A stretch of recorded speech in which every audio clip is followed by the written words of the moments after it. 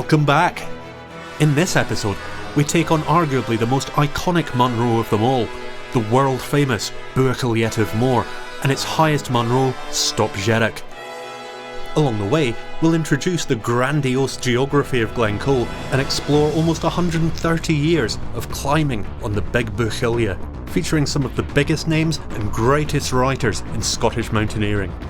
If you find yourself enjoying the show, clicking like and subscribing really helps the channel to grow and to create more free content like this for you to enjoy.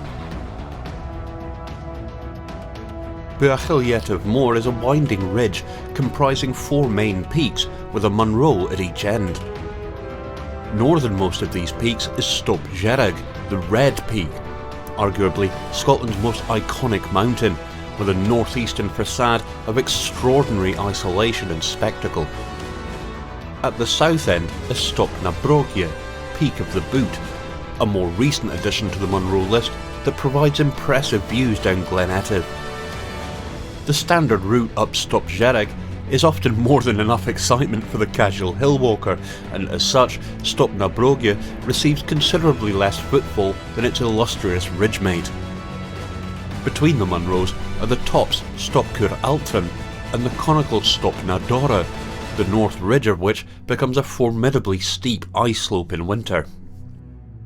For walkers, the said standard route on Stob Dearg is via the north-facing Coire Tulaich, Coire of the hillocks, which should really be pulled up by the Advertising Standards Agency because, well, as we'll see, there ain't no hillocks here, but steep, craggy, scree-laden slopes that become nearly vertical in the final section. We'll look at this route in more detail as we go. Now, those who visit the hills for some peace and solitude may wish to eschew the tourist approach for the quieter and more gently angled Clioche Finne, Coire of the White Stones, on the southern Glen Coe side of the mountain. This involves a pleasant walk down into Glen Coe to the Alt Clioche Finne, which is then followed over rough moorland to a miniature ravine at around 350 metres.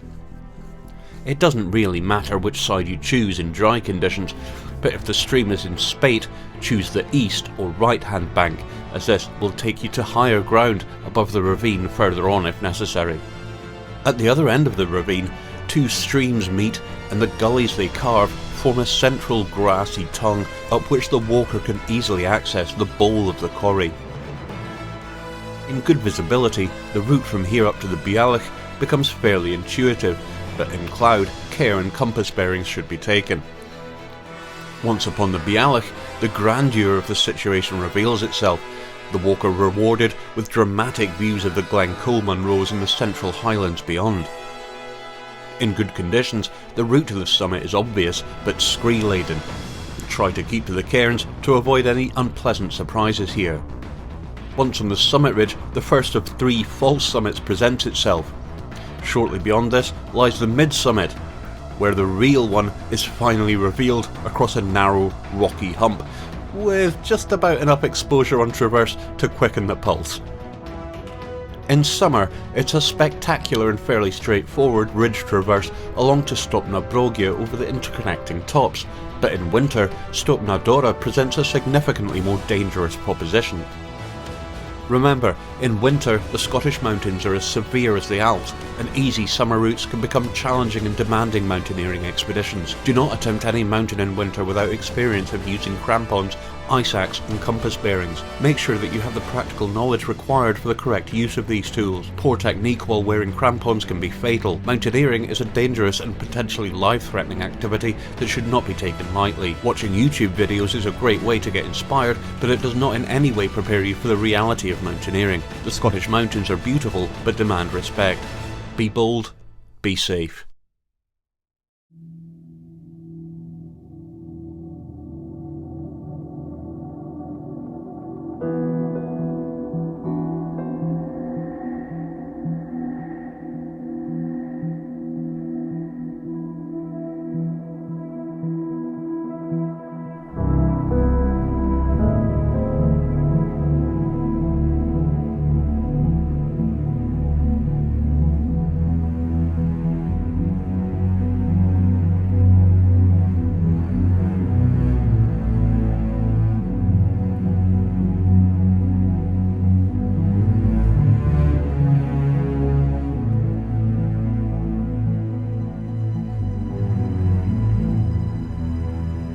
What's happening, guys?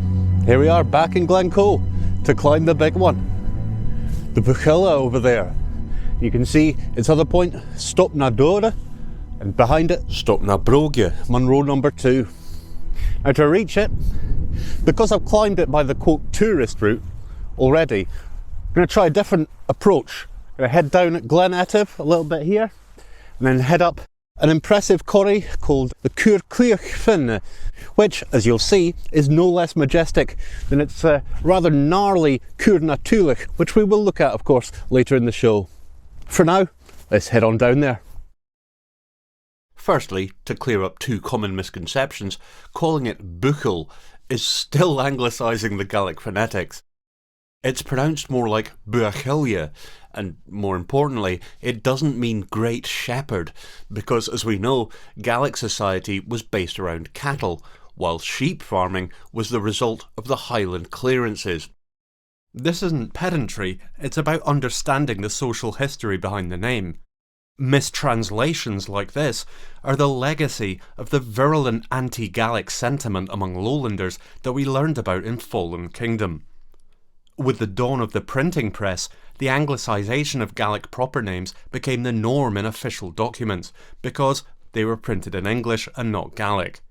Even otherwise expert writers on the Scottish Hills make this mistake, mainly because Gaelic speakers are in the minority today and, well, let's face it, shepherd sounds more poetic. But now, you know better. Well, here we are having just passed King's House. As you can see, there's a hell of a lot of snow left on Mount Lavuri and Coire. As you can see up there, looking quite alpine. Not so much on the northeast face of the Buachaille, but I'm sure we'll find some when we're up plus 900 metres or so tomorrow. The sight of Buachaille Ètive Mòr from the roadside is one of those moments when the tourist realises that their guidebooks weren't kidding about the majesty and grandeur of the Scottish Highlands. But it wasn't always seen this way. Prior to the Victorian era, this gargantuan gatekeeper of Glencoe exemplified the Middle English notion of Scotland's mountains being hideous, foreboding wastelands, dark deserts of ugly stone, lightning lit and populated by savage barbarians. It's a relatively recent cultural shift that sees the Buachaille celebrated and popularised for the natural wonder of the world that it is. For reasons we'll get into later, prior to and during the early 19th century, Glencoe was considered by lowlanders to be wilder and more intimidating than the Skye Cuillin, despite the glen being on the mainland and relatively well populated in comparison. Its peaks were said to be utterly impregnable, terrifying edifices, literally the stuff of nightmares. Turner's almost impressionist 1833 painting of Glencoe, which certainly puts the lie in artistic licence, encapsulates this perception, portraying the glen as something more akin to Dante's Inferno than the rugged but spellbindingly and achingly beautiful landscape that we now celebrate. One of the earliest recorded Gaelic references to the Buachaille itself comes to us from our old friend Duncan Ban McIntyre, himself a herdsman and gamekeeper who lived and worked across Breadalbane, Glencoe and Glenorchy in the 18th century, when he opined in later life, "I would love to be on the Buachaille Ètive, up to my thighs in snow." McIntyre's mention of Buachaille Ètive Mòr gives us a valuable hint as to how Ètive is, or at least was, actually pronounced in Scottish Gaelic, Ètive. However, if you want to use it today, be prepared for some blank looks. The industrious Reverend Hugh Fraser, who we heard from in the Hollow Mountain, supplies the following descriptor of Buachaille Ètive Mòr in the New Statistical Account of 1791. We now come to the two most striking of all the masses in this wilderness of mountains, to which the significant names of Buachaille Ètive, or the Keepers of Ètive, has been given. They seem to frown in solemn sullenness on the puny mortals who venture to encroach on the solitudes over which they have for ages so patiently kept watch. Neither of them is supposed to be less than 3,000 feet in height. I've got one word for you, mate. Prolix. At time of recording, the mountains continue to behave themselves though by remaining over 3,000 feet. By the mid-19th century, the growth of alpinism on the continent meant the Scottish mountains were beginning to be seen in a new and somewhat more favourable light. More visitors to Glencoe slowly began to trickle in, and these included Thomas Grierson, who commented, "The mountains here shoot out in the most singular forms. The summits of some of them seem wholly inaccessible." Now, either he was playing Candy Crush, or he just didn't notice Coire na Tulaich, or to quote Archie Boomer, the easy way round the back. Well, here we are just coming up on the West Highland Way, well, where it branches off from the road here and goes up the hillside there towards the Devil's Staircase and onward to Kinlochleven. We'll be taking it for the Coire na Tulaich further along later on in the show. For now, I'm going to head along the end of this road and down into Glen Ètive. Before 1745, there was no road into Glencoe, there was no King's House, and believe it or not, there was no ski centre that we know of. To say that that would have made the slog across Rannoch Moor and entry into Glencoe from the south a pain in the backside would be putting it mildly. This, of course, played very much into the MacDonald's favour.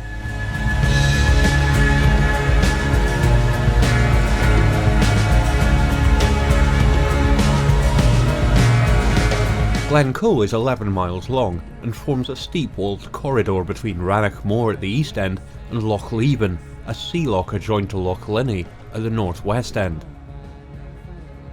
Its southern wall comprises the three massifs of Buachaille Ètive Mòr, Buachaille Ètive Bèg and Bitian nam Bèin, with 6 Munros and 10 tops in all. The Munros of Buachaille Ètive Bèg are Stob Dearg, Peak of the Rough Coire, and Stob Dearg, the Black Peak. Bitian nam Bèin is the most complex massif south of the Great Glen, with a labyrinth of ridges and triple buttresses that present north to Glencoe as the Three Sisters. Unlike its neighbours, this Munro summit bears the name of the massif, and Bitian nam Bèin, or Mountain of Mountains, was for a long time the sole Munro of its dramatic collection of pointy bits, but now the summit of Stob Dearg, Peak of the Awful Coire, also shares Munro status, and a cool name. The north side of the glen is a continuous ridge of 10 summits, initially gentle in the east where the Devil's Staircase crosses it above Altnafe, but becoming increasingly ragged at the western end. This is where it becomes the notorious Uirneach Éach, the narrowest, most technical ridge in the UK outside of the Black Cuillin. Unlike its much smaller namesake on Stob Dearg that we encountered in Goliath, this is a sustained mountaineering challenge and in winter more akin to a committing alpine knife edge. The Uirneach Éach hangs roughly between 2 Munros, Mael Dearg and Sgurr na Finne. Fear not though, contrary to popular opinion, there's no need to traverse the Uirneach Éach in order to climb the 2 Munros. Aside from its 2 entrances, there are few ways in or out of Glencoe, and none of them particularly convenient. On the south side, there are 2 passes to Glen Ètive, the Laggangarbh, between the Buachailles, and the Laggangarbh, betwixt the Wee Buachaille and Bitian nam Bèin. The hidden sanctuary of Coire Gaval, or the Lost Valley, hangs between the ridges of Bitian nam Bèin and provided McKean, that is, the MacDonald's of Glencoe, with a convenient hiding place for stolen cattle, hence its name in Gaelic, Coire of the Booty. On the north side, there's the aforementioned high pass to Kinlochleven at Altnafe, the ascent to which is known as the Devil's Staircase, and if it seems underwhelming, remember it wasn't named by Munro baggers. There are 2 rivers in Glencoe. The River Coe issues westward from a source on Buachaille Ètive Bèg, and runs through Loch Achtriochtan to Lochleven. The River Cúpel issues eastward from the Laggangarbh and flows into the River Ètive at a much photographed junction in front of Buachaille Ètive Mòr, traditionally known as Cúpel Bridge. Now, Buachaille Ètive Mòr and Tulaich and Altnafe down here are but the entrance lobby really to Glencoe itself. Further down, as we'll see in later episodes, it narrows to a very small pass, the pass of Glencoe, funnily enough. And that was basically the real entrance to the populated area beyond there, which we'll see, obviously, later in the series.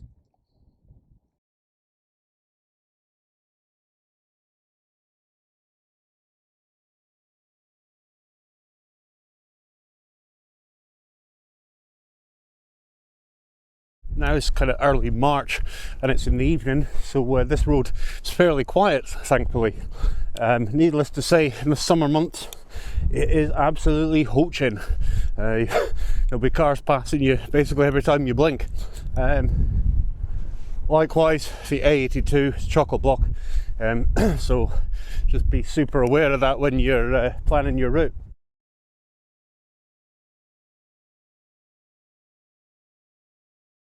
Buachaille looking impressive behind us there. You can see Curved Ridge up there, Naismith's Route and Crowberry Tower, none of which I'll be climbing it by, I can assure you. But we will nevertheless be looking at the climbing history and all the routes up there on that face, which is a smorgasbord.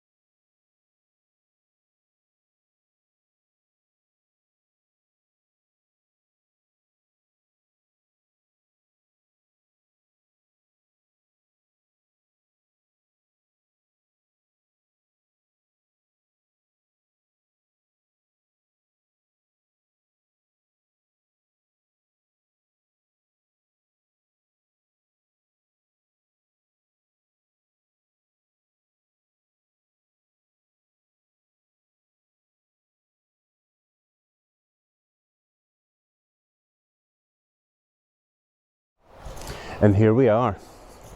Up there you can see the Clioche Finne. You can see Stob Dearg up there, Stob Dearg, Stob Dearg, and the last one, in the second Munro, Stob Dearg, Peak of the Boot or Shoe. And behind me here we've got the River Ètive, running peacefully away down into Loch Ètive, further down there. Of course, a fair way further down there. See Ben Finley looking amazing up there.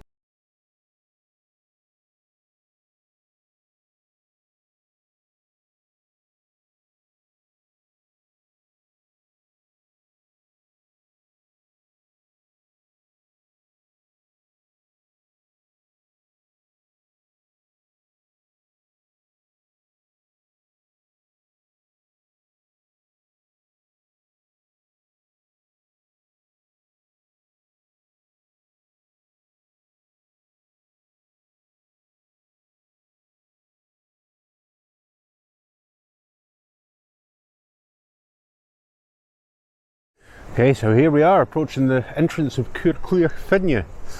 You can see the tongue in the middle of it, if you like, that little rise, kind of bumpy thing in the middle.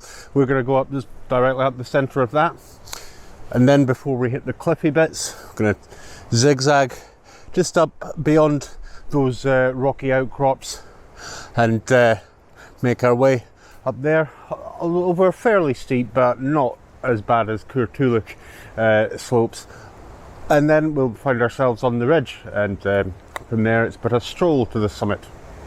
Onward!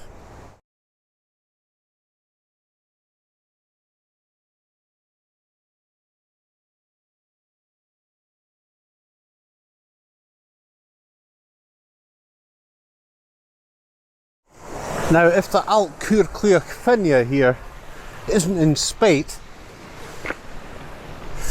as you can see, it's not too bad today. You can basically make your way up these rocks in the centre of the ravine. Not too taxing, and you can see it's a lovely day, and the path is clear. let's head on up there.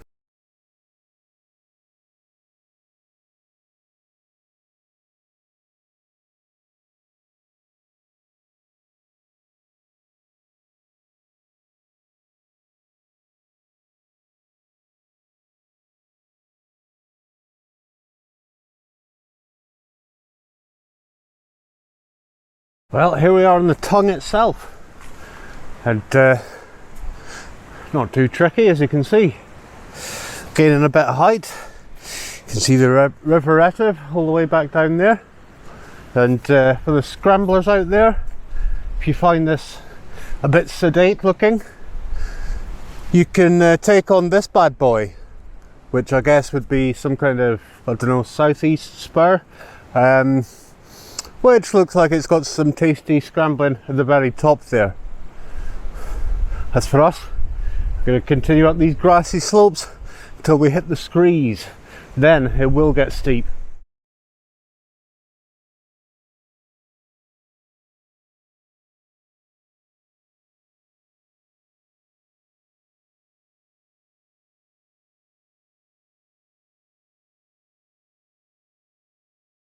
Well, up here we can see this tree which is literally growing out of the rock.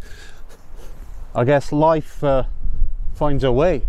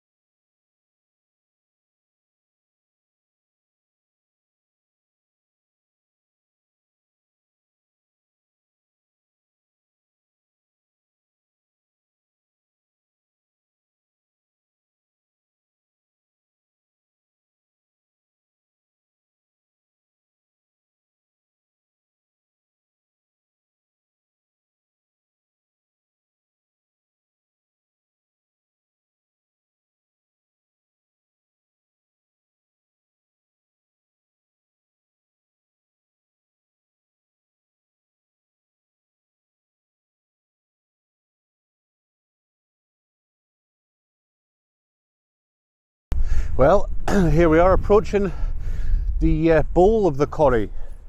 As you can see, Stob Dearg, nice alpine look to it. And over there you can see Stob Dearg. It's a sprawling mass that it is. Its summit just up there. And of course over there we've got Clioche, the broad hump, and Clioche just poking over the top there. Coming up here has been pretty pathless, and if it wasn't dry and or cold like this, man, it would be a bog fest. So yeah, be prepared. But as it is today, the river, not really, well, the stream isn't in spate, so that was really easy getting onto this tongue. And coming up here, it's been pathless, but it's not all peat hags and horribly kind of bumpy ground. Been pretty easy going, to be honest, touch wood. So yeah, just behind me here is the brow that you can see, and shortly after that I'm going to start to detour up there diagonally up to those two kind of humps or bumps, little cairns that you can see, well, big cairns, they're little from here, that you can see up on the ridge itself, the Buachaille. Onward.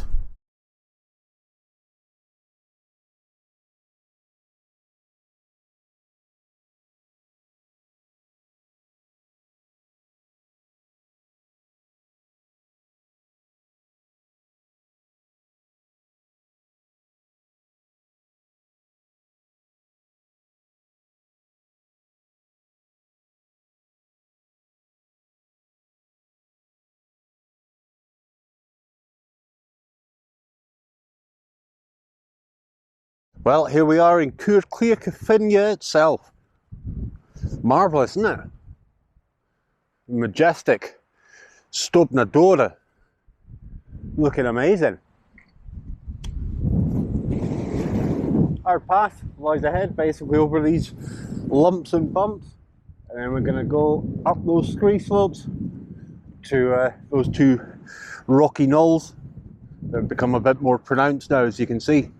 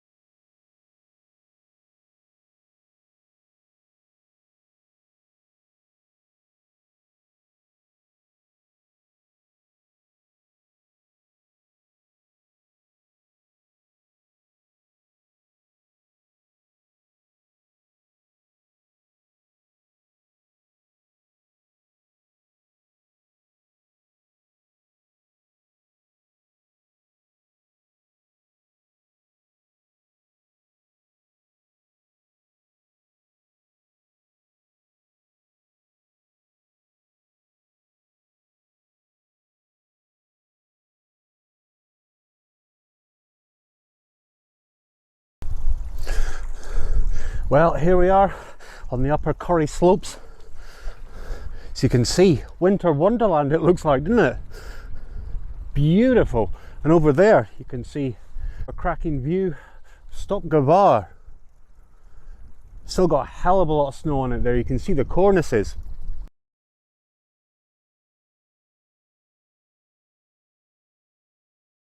Not too far to go now. These slopes are fairly steep and pathless, but when it's good visibility like this, it's pretty straightforward, to be honest. When it's not good visibility, you'll need to be getting your map and compass out and being quite careful here.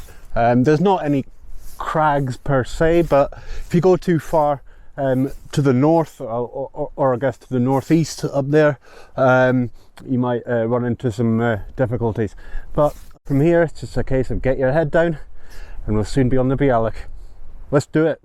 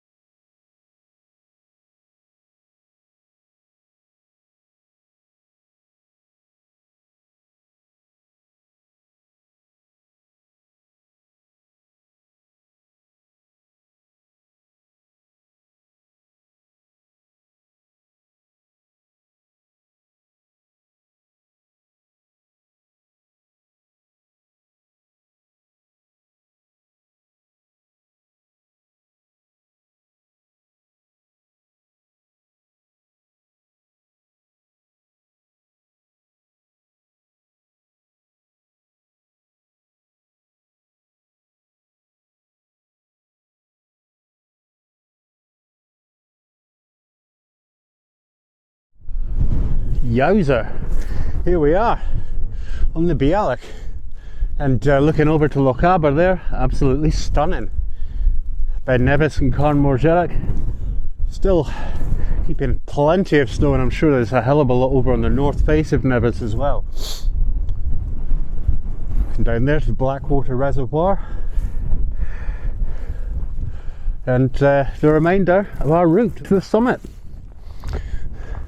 Looking over to Stob Dearg, which is looking absolutely resplendent, isn't it?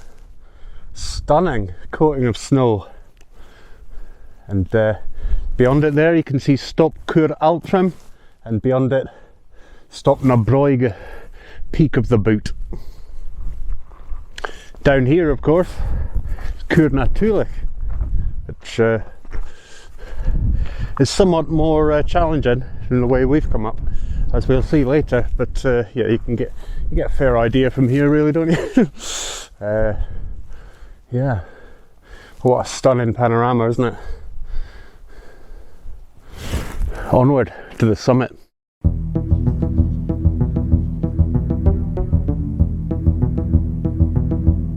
Given the limited amount of parking available at Altnafe, we advise drivers to start from the King's House Hotel and make the short trek along the West Highland Way to the start point. Despite its meagre height gain, this rewarding approach gives, in our opinion, the most awe-inspiring view of Stob Dearg, its unique, primordial grandeur revealed in all three dimensions: brutal yet beautiful, gothic yet romantic. The fortress-like northern side of the mountain is also well seen from the path as it descends to the roadside.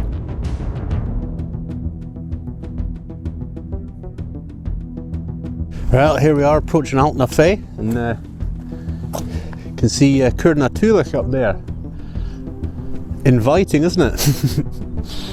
Now, it looks pretty hairy at the top there, but it's, again, like Creja, it's protruding towards us at the very top there, so not quite as vertical as it looks, but it's pretty close. Gonna follow this path along the roadside here until the West Highland Way turns off towards the Devil's Staircase up there.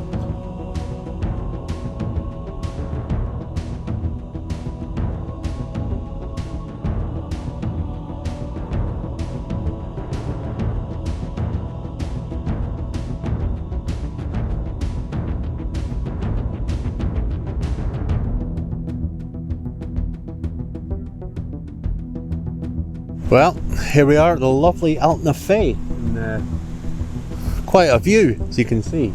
Laggangarbh down there, and behind me here is said house, hiding away there in a rather nice little bit of real estate there among the Scots pines.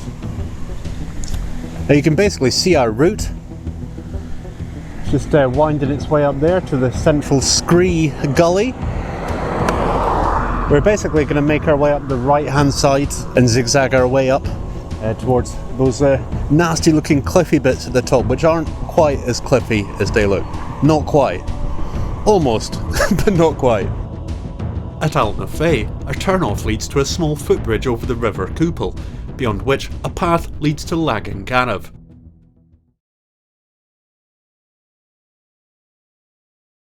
Well, here we are at the footbridge in front of Laggangarbh. And it's here that the Altnafe, which is this stream here, that gives the house up there its name, joins the River Coupal, which is flowing down from the Laggangarbh up there. And it flows around here beside the roads in front of Buachaille Ètive Mòr, where it joins the River Ètive, as we saw on the other route.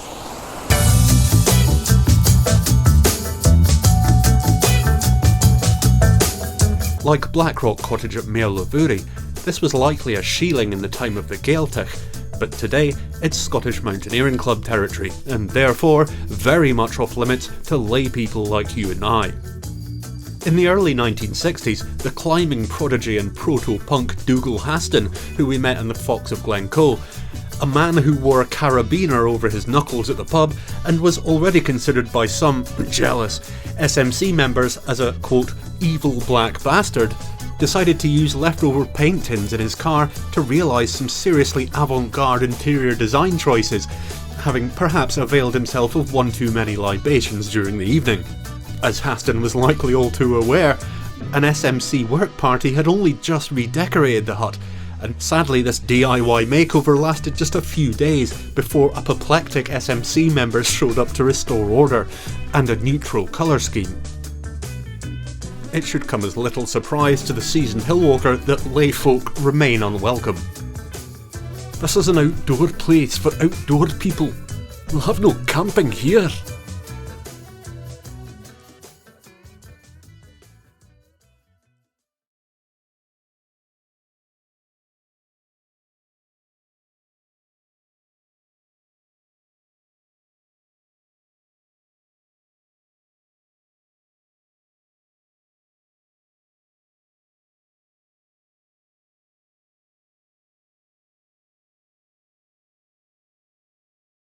Well, here we are at a very sunny Tulaich, catching the evening rays, as you can see, shining down Glencoe. Beautiful, isn't it?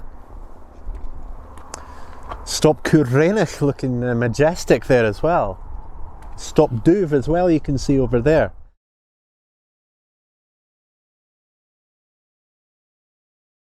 Now this bad boy here, it's kind of spurred, it's arching its way up out of the hillside. It's called the Laggangarbh buttress, for obvious reasons. Now, the right or western side of Tulaich, yep, you guessed it, there's climbing and scrambling routes on there aplenty too.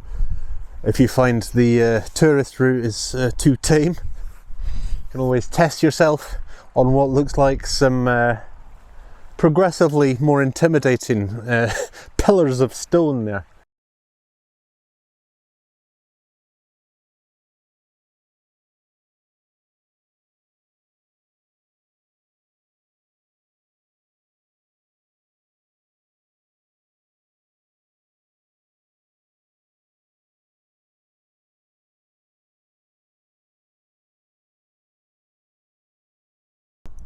Just here on the approach path, we're getting a close-up look at the pink rhyolite that makes up Buachaille Ètive Mòr, and indeed we saw some of it on the Moor as well in the white corries. Now that's one of the reasons that Stob Dearg is called Stob Dearg, the Red Peak, and the other being... Well, given it's always an educated guess at best, what do you reckon? We'll look at the incredible volcanic origin story of Glencoe in the episodes to come. But yeah, this is the kind of landscape that a supervolcano leaves behind.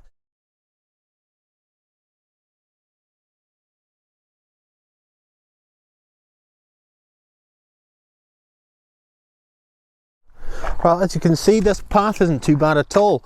It wasn't always the case. This approach route used to be a boggy penance, to put it mildly. Hellish bogs if it had been heavy rain. However, the erstwhile National Trust for Scotland doing great work up here in Glencoe, restoring and maintaining paths like this that reduce the environmental impacts of Munro baggers like us on the hillside. If we stick to the paths, that's the theory, of course, we won't damage or scar the beautiful mountains that we come to visit. This one here is Buachaille, which is almost as popular a viewpoint as the King's House in terms of taking photos of the Buachaille from it. Indeed, many of the climbing photos, location photos that we're going to see later on are from that very vantage point.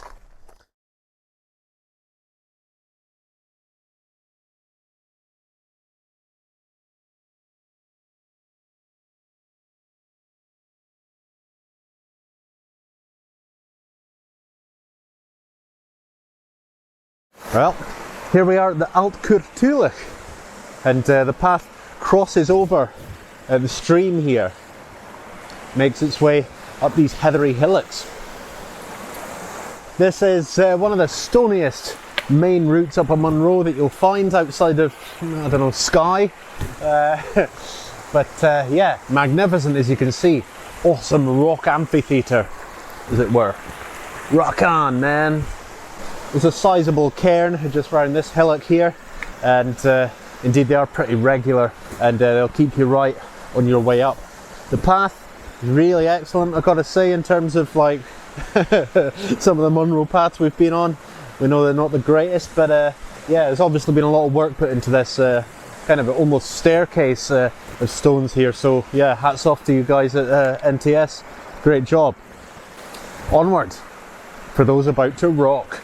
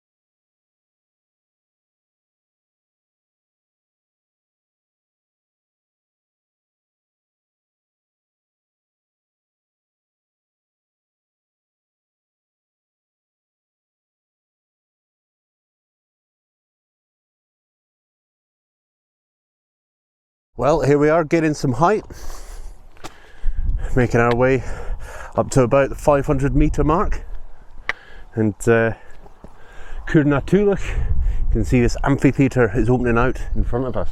We're making our way to that kind of little snow patch you can see up there below the Buachaille, and up those rubbly ledges beyond it. Now, I've got to say the path here is absolutely superb. It's almost like a staircase in some places. Really nicely done. Makes it a hell of a lot easier. The amount of footfall that this path gets, it definitely needed it.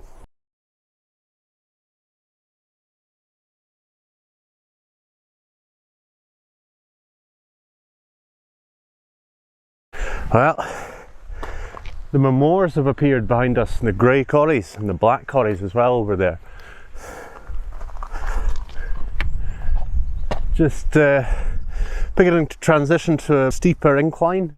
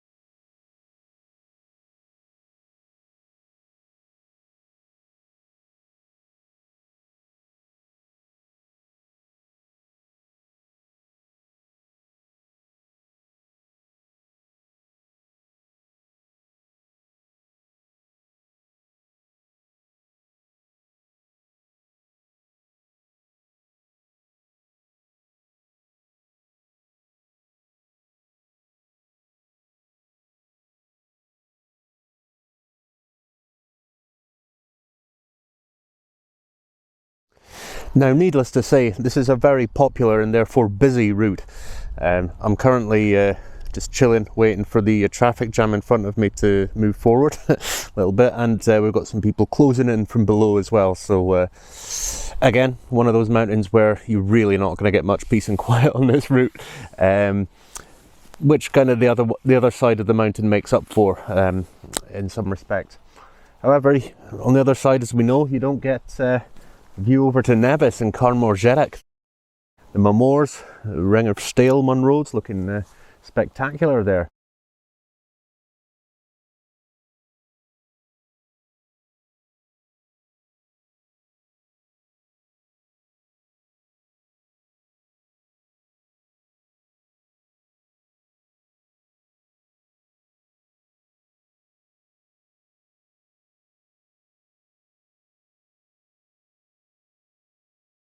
Choose your fighter.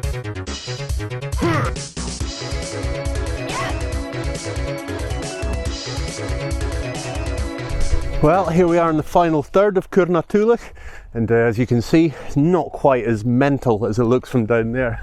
You can see the last of that traffic jam I mentioned kind of making their way up it there in silhouette, to give you a sense of scale, because it's hard to judge the sense of scale. It kind of, your instincts tell you that no, it's really far away. It's it's going to be really much larger than it looks. But again, as with many Munros, once you're up kind of close to it, doesn't look quite as nasty. Onward let's bash onto the Buachaille.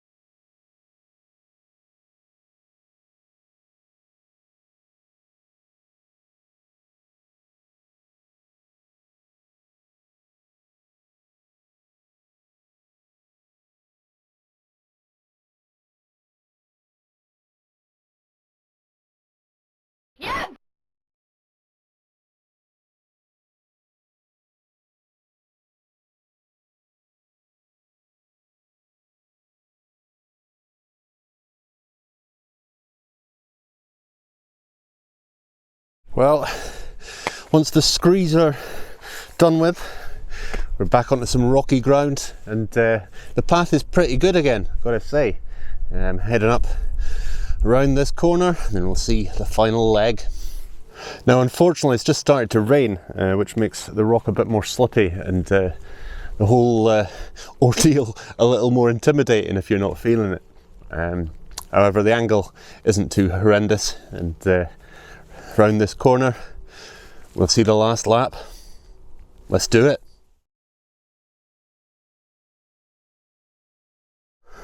And here we are, the final furlong. Not too taxing at all, is it? About 40 metres left to go, and it's rubbly and shaly, so the lack of the security underfoot may test your nerves, but really it's not that difficult, is it? It's nothing harder than for example the right hand arm of Coire back on Ben Louis, just with a bit more rocks. If you're having second thoughts, hey, you've come this far, and this bit ain't any worse than what's already come.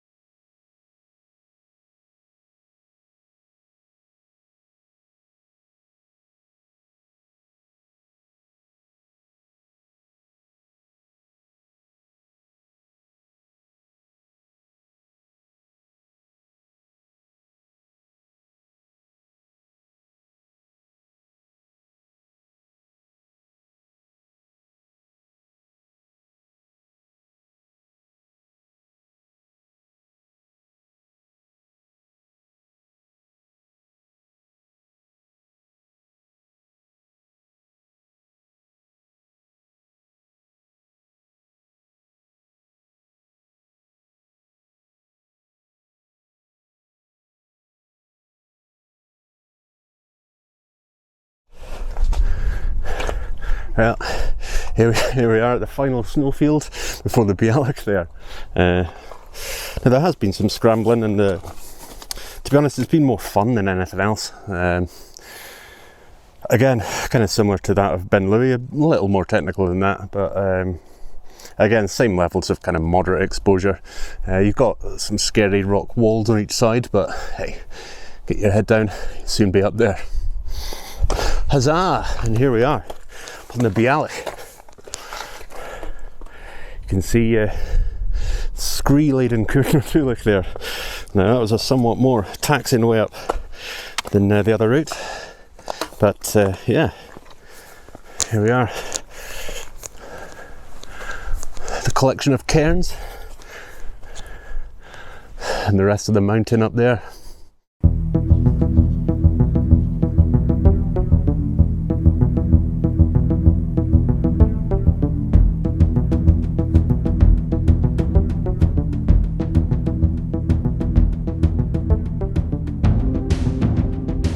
Well, here we are on the summit slopes. Not far to go now at all. You can see someone else making their way up to the summit. Stunning views behind. Look at that. All the way down to Ben Cruachan there.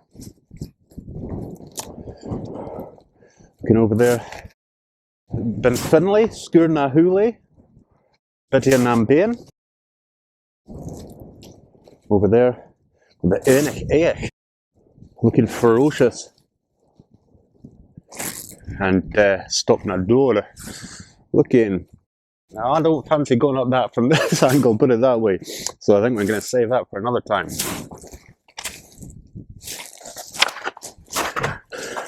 So last leg, let's smash it.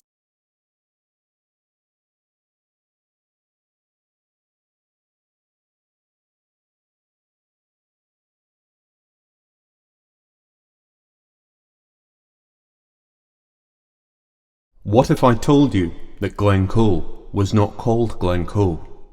Yep, that's right. Coe is an anglicisation of Glencoe, the common glen, likely in reference to the presence of the MacDonalds and their common wealth. Not necessarily money, but the order and Highland code of hospitality that they represented and upheld. Of course, it could also just mean that it was long inhabited. There's also the possible translation of Glen of Dogs.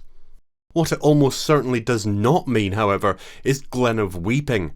This is a translation made by a man with no knowledge of Gaelic, Lord Thomas Babington Macaulay, in his, quote, A History of England. Now, I'm no professional historian, but that title does scream limited relevance. To quote John Preble, a great writer who certainly does know what he's talking about, Glencoe has no melancholy, except that which men bring to it, remembering their history. Even otherwise well-informed and seasoned mountain writers fall into this trap because Glen of Weeping lends itself so well to prose, and it obviously refers to the massacre, right? No. As we learned in Fallen Kingdom, Gaelic culture went back a long way before the massacre of Glencoe, almost 1,000 years, and it was then, not in the 18th or 19th century, that these places were originally named. This is why we spend so much time trying to get to the roots of the original Gaelic. It is this language, and this language alone, that allows us an understanding of the social history of the Scottish Highlands. On paper, the modern abbreviation is due in no small part to English print coverage of the 1692 massacre. To Anglophones, Coven was just too difficult to spell and read, let alone say. Like the old phonetics of Ètive, however, these days it's unlikely anyone will know what you're referring to if you use it, so Glencoe it is. Well, it's certainly getting chilly up here in the wind, but there we are. The summit itself, Stob Dearg, the red peak. So called because of all the reddy brown heather on its sides. Incredible backdrop, isn't it? Wow. There's really not far to go now. See you up there. Don't shoot the messenger, but the cairn beckoning you up that last slope is just a marker, and the south summit is revealed a little further up.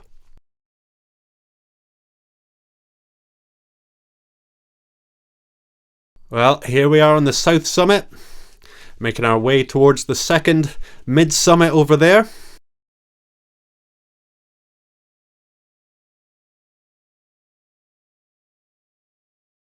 And now, looking back from the mid-summit to the south summit and the spectacular snow-capped landscape of the Central Highlands.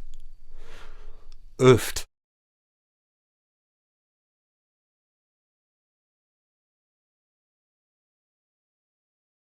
Beyond the mid-summit, the ridge narrows, with its moderate exposure greatly amplified by the spectacular isolation, and the barest of scrambles over a small rocky hump brings the walker to the hallowed turf itself, the almost dreamlike pinnacle of Buachaille Ètive Mòr.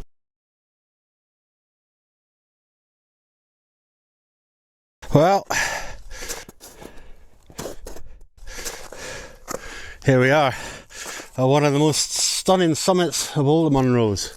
As you can see, Rannoch Moor there stretching away, and it's just really 360-degree wonderment.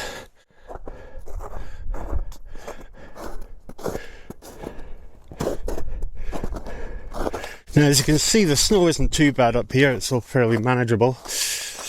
But yeah, here we are. Stob Dearg, 1,022 metres. Abate. Unless it's clagged or blowing a hoolie, you're gonna want to spend a long time here just taking in the magnificence of the situation. This is why we visit the mountains.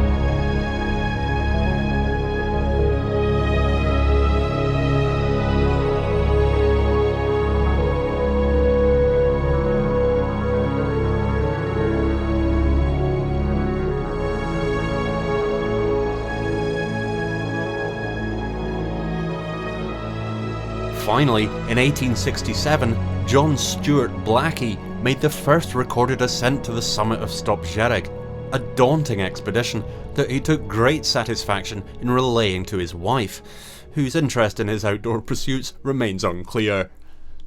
This came in the form of numerous and often nauseating letters, which for some reason A.S. Walker thought were worth publishing in 1909.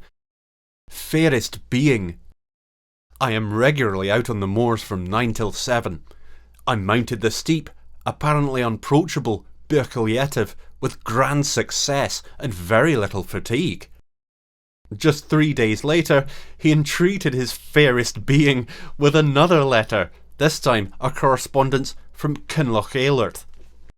Campbell of Mondsey had got a letter from the gamekeeper at King's House, requesting him to prosecute me for climbing Buachaille Mòr. It would be splendid fun, no doubt. Blackie wasn't prosecuted, but this showed the growing power and intolerance of landowners against common folk who, God forbid, actually dared to try and enjoy the magnificent Highland landscapes in which they lived.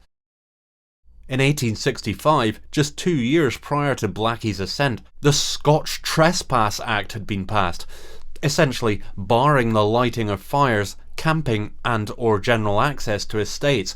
In some cases, as we saw at Benvanich, this extended even to their Gaelic inhabitants. Of course, it quickly became apparent that the act was pretty much unenforceable in terms of visitors to the Munros, as people generally followed Blackie's example and paid it precisely zero heed. Now if it's climbing you're after, this is your route. Up here to the northeast face, winding its way around to the bottom of the screes and the waterslide slab. And just up there you can see 2 boulders perched on a shoulder. And that is the marker for the start of the North Buttress route. But yeah, this is your access point for all that rocky wonderment.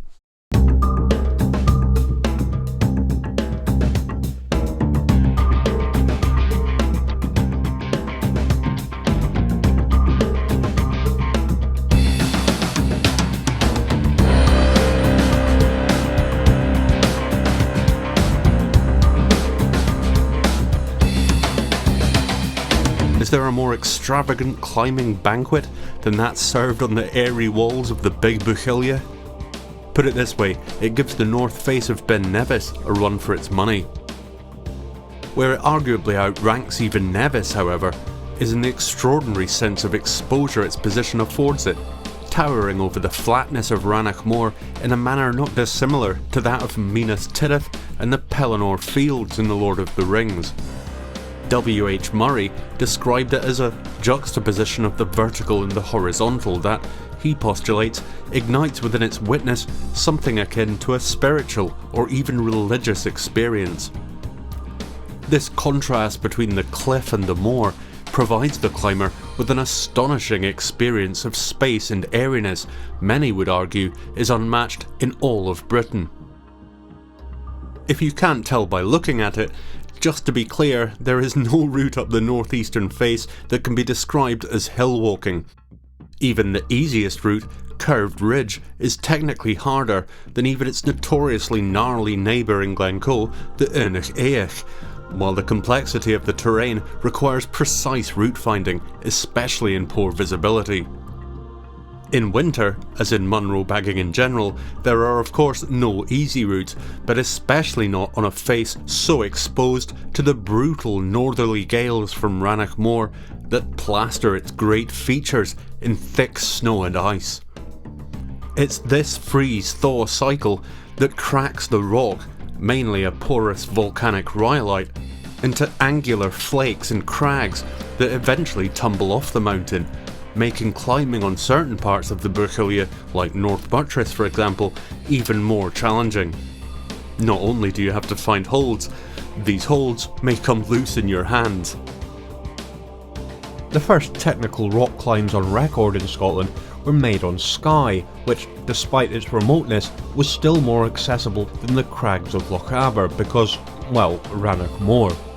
As we know, by 1870, despite railway service to Tyndrum, the only means of access to the Buachaille and beyond was still a slow journey by horse-drawn carriage on Telford's Parliamentary Road across the Black Mount, a less than appetising experience in poor weather. Norman Colley, having pioneered the first routes on the formidable Skye Cuillin, made the first recorded ascent of the Buachaille's northeast face in 1894. This was followed by G.B. Gibbs' ascent of Curved Ridge in 1896, and Willie Naismith and William Douglas's famous ascent of the challenging Crowberry Ridge in 1897. W.H. Murray and his pals conquered Rannoch Wold in the North Buttress in the 1930s in icy conditions, but full-on winter savagery called for more specialised tools. Enter Hamish McInnes in the 1950s with his pioneering ice climbing equipment. As seen in episode 3, The Fox of Glencoe, in the winter of 1953, McInnes and Chris Bonington made several first winter ascents on the Buachaille, proving that extremely hard routes like Raven's Gully, for example, could actually be climbed in winter. Modern routes are even more technical and exposed, such as the Slime Wall or the east face of North Buttress. It should go without saying that these are introductory guides for entertainment purposes only. Going anywhere near these features requires the company of an experienced companion or professional mountain guide. Many such services offer guided climbs and walking in the Glencoe area, and links to some of these are included in the video's description. That said, even the armchair mountaineer enjoys a good breakdown of the main routes, so sit back as we embark on a tour of the Buachaille's most famous features.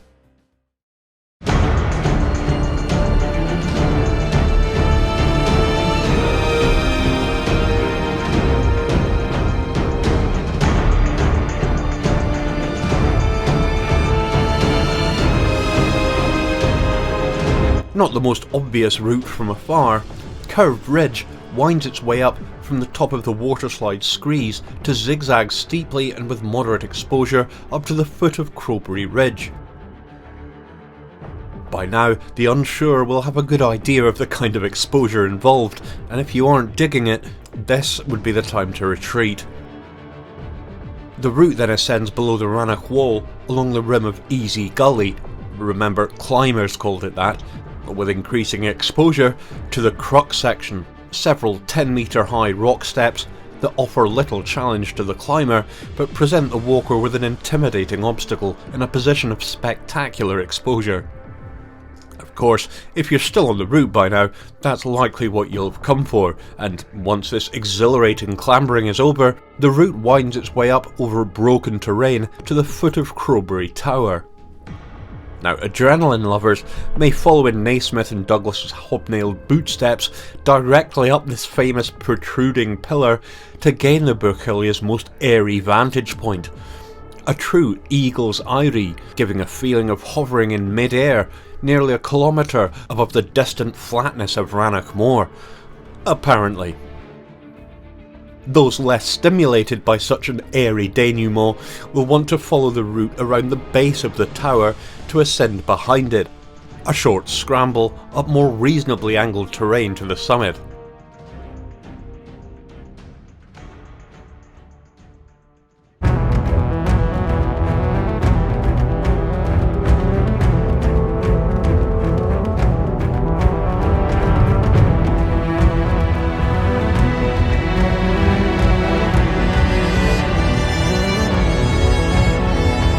If you've ever wondered what a buttress is, there can be few better visual examples than this. An enormous skyscraper of stone rising from the moor directly to the summit of Stob Dearg, North Buttress is the most prominent feature of the Buachaille's complex northeast face. The good news is, you can technically scramble it. The bad news is that the emphasis is on the technically. This is more of a climbing route than a scramble, with sections far more difficult than Curved Ridge and exposure that even an alpine ibex would think twice about. This is probably the definitive and most enjoyable way up the Buachaille if you have the stomach for it, so if you know your stuff on hard rock, enjoy. As viewers will know, this kind of ascent is way outside of my enjoyment range, so we'll defer to the experts herein. Initially a scramble up to the shoulder on heather and easy rough crags. From here a faint path leads upwards over a succession of steeper tiers of rock and scree until a wide terrace is reached below the main face of the buttress. The angle now steepens considerably on unbroken rock, and it's crucial to locate the correct line up the face. The climbing is initially relatively straightforward on easy ledges and flakes, and it's well marked by crampon scratches. Hand and footholds are still abundant, but the steepness and exposure are quite significant here. Above this, the rock is broken into a profusion of blocks, slabs and chimneys, and the general angle is less steep. Beyond this section lies a steeper succession of complex ledges and chimneys. Then the buttress eases to a significantly easier angle, with exhilarating scrambling on fine slabby rock. Moving round to the left, grand views can be enjoyed of Crowberry Ridge and the prominent pinnacle of Crowberry Tower. Apart from a few easy rock steps, the general angle now eases all the way to the summit of Stob Dearg, where Andrew Dempster at least found a marvellous satisfaction in having completed a serious but thoroughly absorbing scramble, knowing that it leads directly to the summit of the finest rock climbing peak in Scotland. Controversial.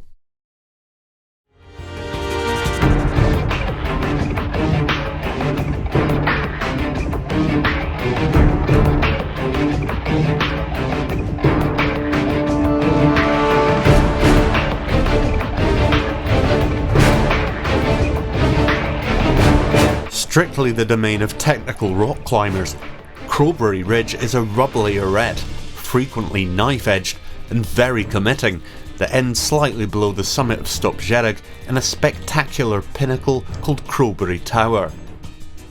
The gradient is reasonable once on the crest, but by far the hardest part is actually getting onto it. Sheer walls with tiny, extremely awkward holds will put off all but the most committed from a direct ascent. Indeed, the first ascent avoided this difficulty by following a, quote, scrambling route around the corner to the right, but again, what climbers term scrambling is very different to what the casual hill walker would regard as such. The crest is incredibly airy, and the exposure sustained all the way to the top of Crowberry Tower. If you enlarged the inaccessible pinnacle by 300%, and jammed it up against Stob Dearg's upper east face, this gives you some idea of the exposure one may encounter on it. Like the in-pin, both sides offer sheer faces sweeping vanishingly away to the distant screes 400 metres below, and an unprotected slip here may leave you identifiable only by dental record. Of course, this made it all the more attractive to the courageous climbers of the early Scottish Mountaineering Club. SMC founder and Naismith's rule inventor Willie Naismith, who we met way back in the boulders of Buachaille, and William Douglas, another pioneer of exacting new routes, made the first ascent in 1897. But due to their aforementioned diverting from the crest to an easier scramble past a particularly unpleasant earlier section, this wasn't seen as a direct ascent. The step they avoided was so galling and exposed it wouldn't be climbed until May of 1900 by the unflappable GD and AP Abraham. An exceptionally gruelling challenge in winter, Crowberry Ridge would remain unconquered in such conditions until the 1950s, when, as we'll see shortly, a certain fox of Glencoe hit the climbing scene.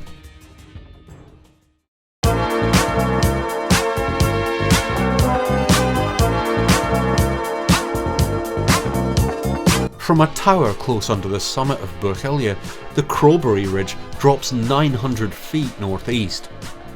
Its sheer eastern flank remained unclimbed until 1934, intimidating climbers so long as more obvious routes remained unexplored. In that year, G.C. Williams opened up the cliff by a good but relatively short route, whose name, Rannoch Wall, has since been applied to the whole face. In August 1936, the tallest part of the Rannoch Wall fell to I.F. Hamilton, who used a groove, barely visible from below, to climb the 360 feet from the lowest corner to the top centre. From the delicate tread of Agag was described this name of his new route. I had the good luck to witness his first ascent. No photograph can convey its sensational aspect as I watched from below. On no short summer climb have I seen a bolder lead, but the fly-on-the-wall appearance is misleading and constitutes a libel on a splendid route. What Murray means by this is that the climbing isn't as severe as it looks, therefore more enjoyable. Murray goes on to describe his own party's ascent of the climb, but sadly this didn't count as a first winter ascent as there was little snow or ice. Whether or not a climb is deemed a winter ascent is based not on the calendar but on conditions of the rock.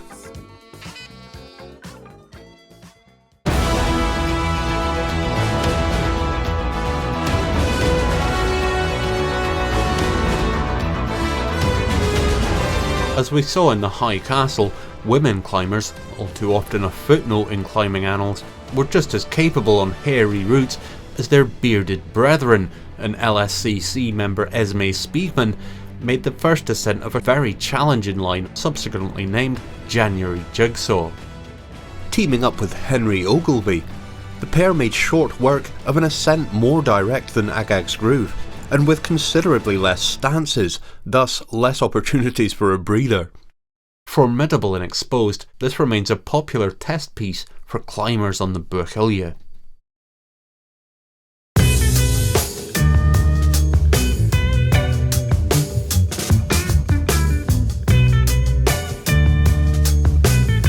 In September 1951, Hamish McInnes, along with C. Vigano and Bob Hope, no, not that one, made a sensational climb on the corner of Rannoch Wall called Engineer's Crack, now rated an E1. As with most things he did, McInnes was way ahead of his time in choosing such a technical line. Eyebrows were further raised by the party's creative tactics. There was Hamish on Engineer's Crack, penduluming in a fracture route with his loud war whoops, Jimmy Marshall recounted many years later. That upset a lot of people. Yeah, really.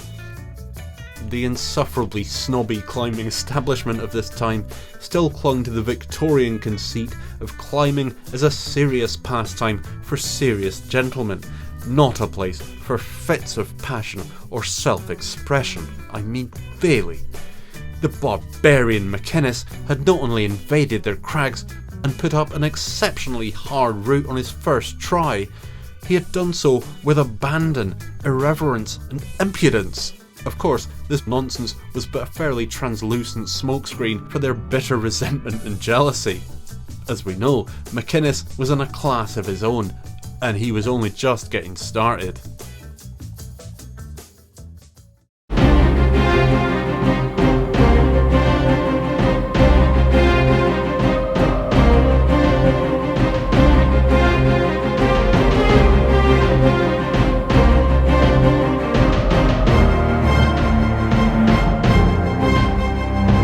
The north buttress of the Buachaille Ètive Mòr is cleft asunder from the cuneiform buttress by a straight gash of 400 feet. Since the mountain first uprose from the hardening earth, or more likely from recent times, in the 70,000 years after the 4th Ice Age, when its towers were hewn by the chisels of time, the recess of that fierce stroke has bred the cloud and later the raven, and to these remains sacred until our own day. The inviolate state of the sanctuary was acknowledged by the Scottish Mountaineering Club when they most appropriately named it Raven's Gully. Attempts at penetration failed. Yeah, stop sniggering at the back there, please. At last, in June 1937, J.B. Nimlin, wow, there's a climbing name for you, led a party up the gully after 9 hours. During the next 2 years, several attempts to repeat the ascent were repulsed, twice violently repulsed, when expert rock climbers from England fell from the overhang at the 4th pitch, the angle of which allowed to each climber a fall of 25 feet clear of obstructing rock, and since the rope held, neither suffered injury. Around the gully there closed once more an aura of impregnability. In June 1939, I began to feel that a visit to my friend the Raven was long overdue. So long as the rock had been wet, I had determined not to set foot on the 4th pitch. I could afford no handicap, where better men than I had failed, but by the 10th of June, not a drop of rain had fallen in Glencoe for a fortnight. That same evening, I arrived at King's House with McAlpine and W.G. Marskell.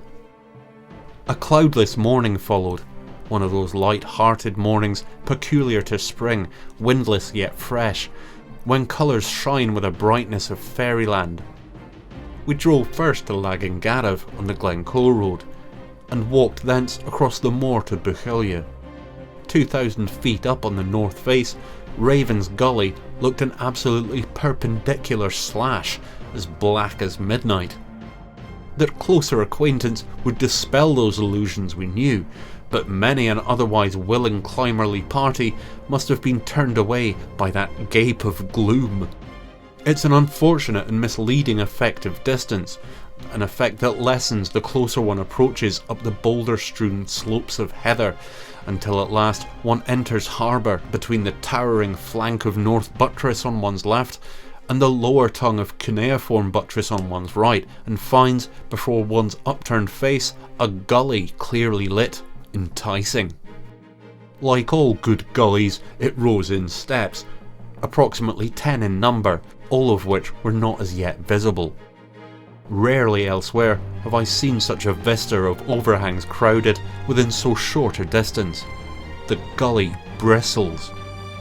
As it cut back into the rock, so the flanking walls, pearly grey on North Buttress, sea grey on cuneiform, projected further and rose higher, gaining wildness of outline as the gully grew in splendour of height. However, if we had come visiting, we were not as yet admitted to the entrance hall. The gully started straight away with a 10-foot overhang, discomforting as the stare of a barred door. The Raven, it seemed, was not at home. Moreover, despite the fine weather, the rock was wet.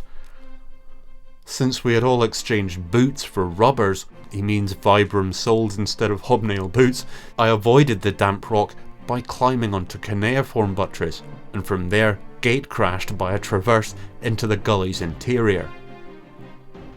A red pitch of 15 feet rose in front.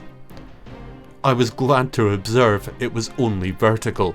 One must be grateful for these tender touches in Raven's Gully.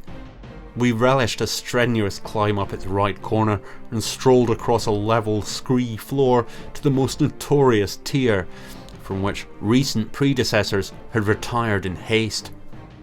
Murray describes several reconnaissance attempts here, and on the fourth time lucky, Marskell again trod the yardarm, and again I went to his shoulder. I stepped onto his head and transferred straight into the crack. With a most bitter struggle, I somehow forced my way up by counterpress and friction. I again found the fingertip score, but this time came directly underneath it, and by its aid wrenched a further inch or two. When nothing more in this way could be done, I stretched up my right arm, and my grasping fingers closed on a magnificent notch above the bulge. With a violent pull on one arm, I dragged myself up. More holds appeared. The roof of the overhang fell back. I was up. That I believe to be the hardest 15 feet of rock in Glencoe, as nearly unclimbable as anything I've yet ascended. At 1 PM, 2.5 hours after entering the gully, we made our exit at the top. We were 7 hours earlier than I had had any right to expect, but we made the ascent under ideal conditions, and I was encouraged from behind by a powerful party, on a day when each one of us suddenly struck top form. The climb was very severe. Provided there be good ice at pitch 4, it's my firm opinion that Raven's Gully will provide a thrice royal route in winter.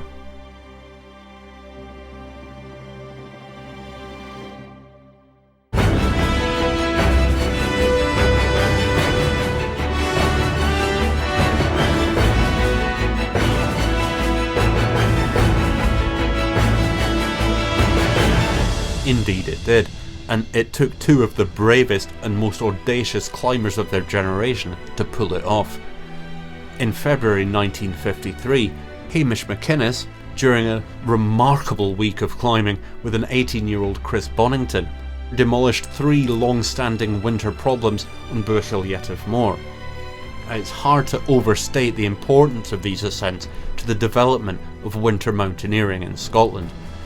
The routes that they climbed were so difficult, many believed them to be impossible in winter raiment. McInnes and Bonington opened their account with the first winter ascent of the aforementioned Agag's Groove in the company of John Hammond, no, not that one, and Gordon McIntosh. McInnes led one pitch in socks, and then on consecutive days made first winter ascents of Raven's Gully and Crowberry Ridge direct. This was before front pointing, and ice climbing techniques were still rudimentary. Raven's Gully was probably the most demanding of the three, and arguably the most difficult winter route in Scotland at the time. One can only imagine the perturbment of those who found McInnes' antics on Engineer's Crack a couple of years earlier unbecoming of a serious mountaineer when news spread of his and Bonington's achievements on the Buachaille. The days of classical climbing, dressing in tweed and climbing as though one was in a library, were waning, replaced by a more rock and roll attitude. Bonington and McInnes came, saw, conquered, and had a bloody good time doing it.